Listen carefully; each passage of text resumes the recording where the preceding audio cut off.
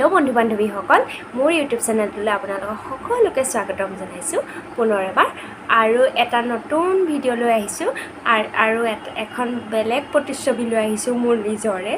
আৰু আজিৰ ভিডিঅ'টোৰ বিষয়বস্তু হৈছে মানে মেট্ৰিক পাছ কৰাৰ পিছত যেতিয়া মেট্ৰিক এক্সামৰ ৰিজাল্ট দিলে ভাল মাৰ্কছ পাইছে বা ধুনীয়াকৈ হায়াৰ ছেকেণ্ডেৰীত যেতিয়া ল'ৰা ছোৱালীটো বেয়া হয়গৈ তাৰ প্ৰভাৱ কিন্তু মেইন মোবাইলৰ প্ৰভাৱৰ কাৰণেই ল'ৰা ছোৱালী হায়াৰ ছেকেণ্ডেৰী পৰীক্ষাত বেয়া হয়। মেট্ৰিক পাছ কৰিলে ভাবিছে বা মই 10 বছৰ পঢ়িছোঁ, মেট্ৰিকটো ধুনীয়াকৈ পাছ কৰিছোঁ, হায়াৰ ছেকেণ্ডেৰীত মই ধুনীয়াকৈ পাছ কৰি যাম।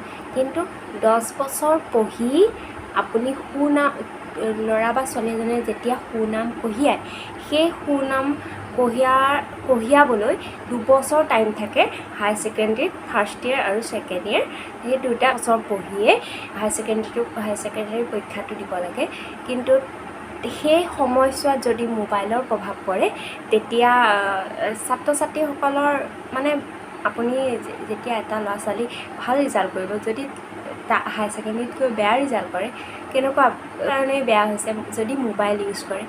ল'ৰা ছোৱালীক ছাত্ৰ ছাত্ৰীসকলক মেট্ৰিক পাছ কৰাৰ পিছত মোবাইলটো দি দিব লাগে। বহুত মাক দেউতাকে মেট্ৰিক পাছ কৰাৰ পিছত ল'ৰাটোৱে ভাল ৰিজাল্ট কৰিছে, মোবাইল এটা দিম দিয়া বিচাৰিলেই দি দিয়ে। কিন্তু ময়ো আনকি বিচাৰিছিলোঁ মা দেউতাক, মই মেট্ৰিক পাছ কৰিলোঁহে যিহেতু মোকো মোবাইল এটা দিবা, তেনেকৈ ময়ো বিচাৰিছিলোঁ। কিন্তু সেইটো যোগ্য নহয়। মানে মই এতিয়া নিজে মাক হৈছোঁ যে, সেইটো কাৰণে মই উপলব্ধি কৰোঁ যে সেইটো যোগ্য নহয়। মেট্ৰিক পাছ কৰিবলৈ 10 বছৰ পঢ়ি আপুনি যিটো ৰিজাল্ট পালে সেই ৰিজাল্টটো 2 বছৰত কৰিব লাগে, 2 বছৰ পঢ়ি ৰিজাল্ট পাব লাগে। আৰু কেৰিয়াৰৰ ক্ষেত্ৰত মেট্ৰিক পৰীক্ষাটো ইমান গুৰুত্বপূৰ্ণ নহয়, হায়াৰ ছেকেণ্ডেৰী পৰীক্ষাটোহে মেট্ৰিকতকৈ বেছি গুৰুত্বপূৰ্ণ হৈ যায়। কিন্তু মেট্ৰিক পৰীক্ষাটো বেছি গুৰুত্ব দিয়ে আৰু ভালো লাগে। এতিয়া মেট্ৰিকটো যিহেতুকে উঠায়ো দিব। আৰু তাৰ ওপৰত চিন্তা কৰি ভাবিলোঁ এটা ভিডিঅ'কে কৰোঁচোন, নিজৰ প্ৰতিচ্ছবি এখন বেলেগকৈ সাজোঁ আৰু কেনেকুৱা পায় নাজানো।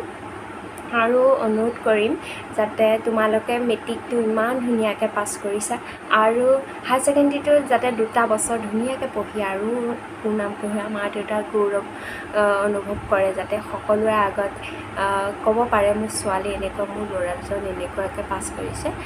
আৰু 2 বছৰ যাতে তোমালোকে ধৈৰ্য ধৰি ধুনীয়াকৈ পাছ কৰা আশা কৰোঁ।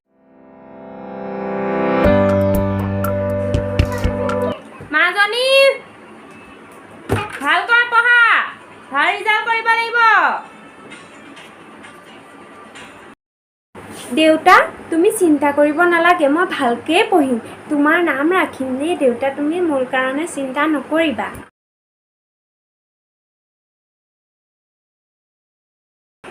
মাজনী তুমি 3টাতহে লেটাৰ পালা, ভালে পাইছোঁ বাৰু ৰিজাল্টটো, আৰু অকণ ভাল কৰা হয় আৰু ভাল পালোঁ হয়। হ'ব বাৰু দিয়া, ভালকৈ আৰু এতিয়া হায়াৰ ছেকেণ্ডেৰীটো ভালকৈ পঢ়িবা, ভালকৈ পাছ কৰিবা দেই মাজনী। দেউতা মা তোমালোক সুখীনে? সুখী, বহুত সুখী। আৰু অকণ ভাল কৰা হয় ভাল লাগিল হয় মনটো আৰু দিয়াচোন।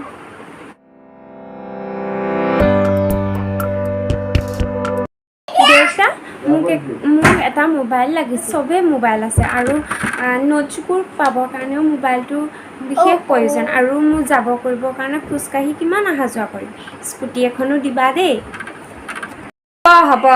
হ'ব বাৰু দিম, কিন্তু অসৎ কামত তুমি মোবাইলটো ব্যৱহাৰ নকৰিবা আৰু স্কুটিখন লাহে লাহে চলাবা। আৰু দেখিছাই নহয় ৰাস্তা পদূলি কেনেকুৱা স্পীড গাড়ী মটৰ, লাহে লাহে ভালকৈ চলাবা। দিম বাৰু, হ'ব দিম। মই ফাৰ্ষ্ট ডিভিজনত 3টাত লেটাৰ পাইছিলোঁ, অকণমান ষ্টেণ্ডাৰ্ড থাকিব লাগিব। মাজনী এইটো লোৱা, তোমাৰ মোবাইলটো লোৱা। দিয়া। ভাল লাগিছে দেই, পাই গ'লোঁ। আৰু এইটো হ'ল স্কুটি চাবি লোৱা বাবা থেংক ইউ দেউতা মা মই কলেজলৈ যাওঁ দেউতাক কৈ দিবা দেই মই আহিলোঁ স্কুটিৰ চাবিটো কি হ'ল অঁ পালোঁ আহিছোঁ দেই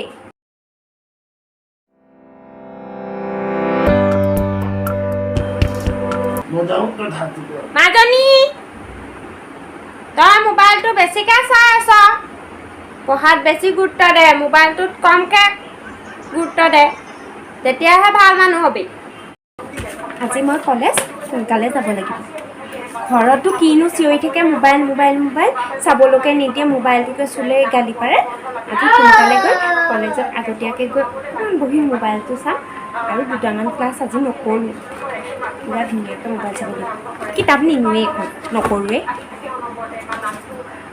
এইখনকে লৈ যাম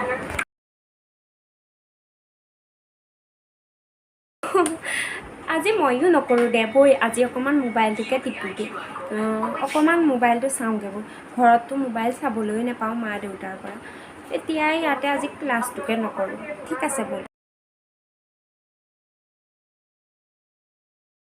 এক্সামেই পালেহি কি কৰিম বা মোবাইলটো টিপোঁতে 2 বছৰ পাৰেই হৈ গ'ল মূৰত একো নোসোমালে যিখিনি পঢ়িছিলোঁ মোবাইল টিপোঁতেই পাহৰি গ'লোঁ কি হ'ব হাই এতিয়া সেইকেইদিন ভালকৈ পঢ়িব লাগিব মোবাইলটো ছুইচ অফ কৰি থৈ দিওঁ মা পাপাই ঠিকেই কয় মোবাইলটো ছুইচ অফ কৰি থৈ দিওঁ মোবাইল নুচোঁ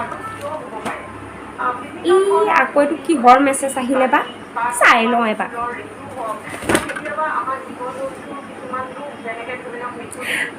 লগৰজনীয়ে পঠাইছে ক'ত এইটো চাচোন ইউটিউবত কিবা এটা দিছে চাই লওঁ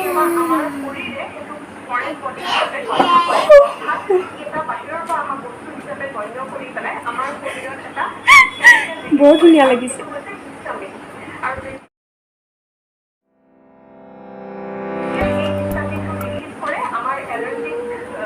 মা 10:30 টোপনি আহিছে দেই এতিয়া নপঢ়োঁ কাইলৈৰ পৰা একদম ধুনীয়াকৈ পঢ়িম কাইলৈৰ পৰা আৰু মোবাইল নুচোঁ এতিয়া শুনগৈ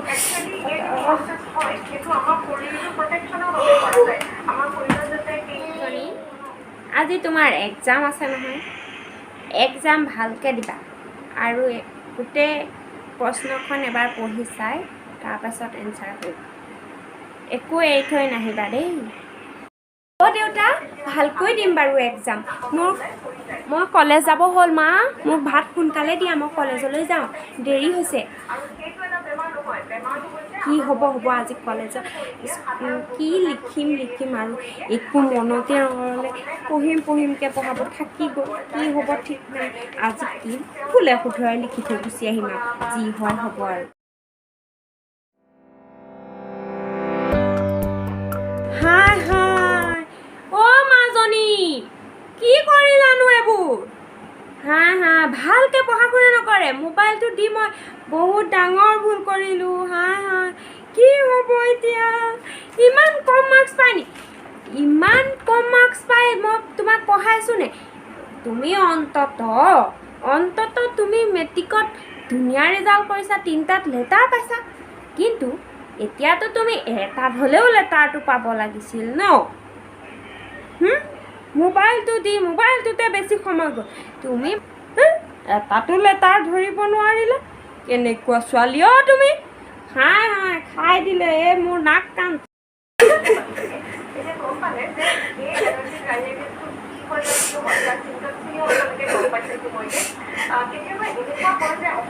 মই ভালকৈ পঢ়িছিলোঁ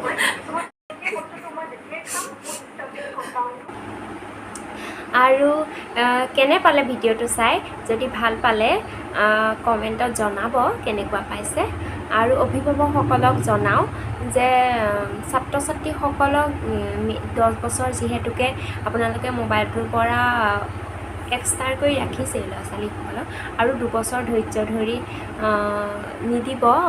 দিব মোবাইল চোৱাটো ডাঙৰ কথা নহয় মোবাইলত এতিয়া আজিকালিতো মোবাইলতে বহুত কথা জনা যায় কিন্তু তাহাঁতক পাৰ্চনেল হিচাপত এটা মোবাইল দি নিদিব যাতে তাহাঁতক কেৰিয়াৰ বনোৱাৰ ক্ষেত্ৰত হেৰি খেলি মেলি হয় আৰু এই মানে মেট্ৰিক এক্সাম দি উঠা তাৰপিছতে ল'ৰা ছোৱালী বেয়া হয়, ময়ো বেয়া হৈছিলোঁ। মই কোৱা নাই যে মই ভাল, ময়ো বেয়া হৈছোঁ মেট্ৰিক পৰীক্ষাৰ পাছতে। মেট্ৰিক পৰীক্ষা দিলোঁ, ভালকৈ পাছ কৰা নাই কিন্তু পাছ কৰিলোঁ। তাৰপাছত মেট্ৰিক দিয়া হায়াৰ ছেকেণ্ডেৰী ফাৰ্ষ্ট ইয়েৰ নপঢ়োঁতে বিয়া হ'লোঁ। এতিয়া নিজৰ মাতৃ হৈ পেলাই নিজে উপলব্ধি কৰিব পাৰিছোঁ, এতিয়া বুজিব পাৰিছোঁ যে মোবাইলটো বহুত ভাল গুণো আছে বেয়া গুণো আছে, কিন্তু সেই সময়ছোৱাৰ অন্তত মোবাইলটো ল'ব নালাগে। চালেই যে বেয়া হ'ব সেইটো ডাঙৰ কথা নহয়, কিন্তু তাহাঁতৰ এটা ব্যক্তিগত পাৰ্ট হিচাপে দি নিদিব যাতে তাহাঁতৰ কেৰিয়াৰ ক্ষেত্ৰত অসুবিধা হয়, বনোৱাৰ ক্ষেত্ৰত পাৰ্চনেল হিচাপত দি দিলে দিগদাৰ হয়। আৰু আজিৰ ভিডিঅ'টো ইমানেই আছিলে, মোৰ মনৰ ভাৱখিনি তোমালোকৰ আগত প্ৰকাশ কৰিলোঁ। আৰু তোমালোকে কেনেকুৱা পালা জনাবাচোন। যদি ভাল পাইছা লাইক কমেণ্ট শ্বেয়াৰ আৰু চেনেলটো ছাবস্ক্ৰাইব কৰি দিবা। আৰু আজিলৈ তেন্তে মই বিদায় লৈছোঁ। তোমালোকে সুখী থাকা, আনন্দৰে থাকা, হাঁহি ধেমালিয়ে পাৰ কৰা, সুস্থ সবল হৈ থাকা, ইয়াকে আশা কৰিছোঁ। আজিলৈ বাই বাই, গুড নাইট, জয় আই অসম।